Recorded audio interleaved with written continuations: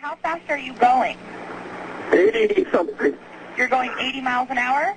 81 now. 81? And it's still stuck? Yes. All right, now 3 days ago, this scene of a runaway Prius on a California highway captivated a nation, adding to Toyota's PR nightmare. Now, something smelled fishy to investigative journalist Michael Fomento. He's uncovered new evidence that the horror story told by the driver is a hoax. Michael Fomento is the director of Independent Journalism Project and joins me right now. And Michael, you should know that we as well on this show and certainly on my news show at 4 p.m. on the Fox News channel, we're very leery of using this video or exchanges because we were just cautious about accepting it, hook, line, and sinker, and adding the word alleged to it in references. Maybe for good reason. What have you uncovered? You know, Neil, from what I've seen, from what I saw, for example, on comment boards, on the web, from what I've been getting in my email today, it appears that everybody on planet Earth suspected that there was something horribly wrong with this picture, except for the national media. And the way I put it is, yes, there was a hoax, but the real hoaxer wasn't James Sikes. It was, in fact, our press. What got your attention? What looked weird? The very first thing was what he said about the brakes. He didn't claim they didn't engage. Oh, no, in fact, he says that they were burning. He says he ground them down to the metal. A Toyota Prius has 110 anemic ponies under the hood. I knew that, of course, the brakes could bring the car to a full stop, and he said it wasn't even slowing the vehicle down.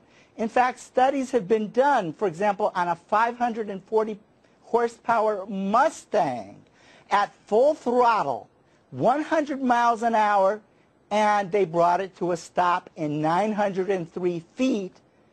But again, this guy says he couldn't even slow his Prius down. All right, now, and he had it since it's a 2008 model, right? So he had it for a while. He had it for a while, right? It never done this before, right? Right, and that doesn't prove anything in and of itself. No, it does not. No. Here's what does. I want to get to the point here because what else he revealed about the guy himself is interesting. He was in a heap of financial trouble, wasn't he? Right. Now, I didn't actually know that till this morning, and yet I've been working on the piece for 3 days. Tell us a little bit. But yes, he is $800,000 in debt, and in fact, he owes pretty much everything on that Prius he was driving. Okay, Toyota so, and including the very car he was driving. Right. All right, and he has a history of making insurance claims, right?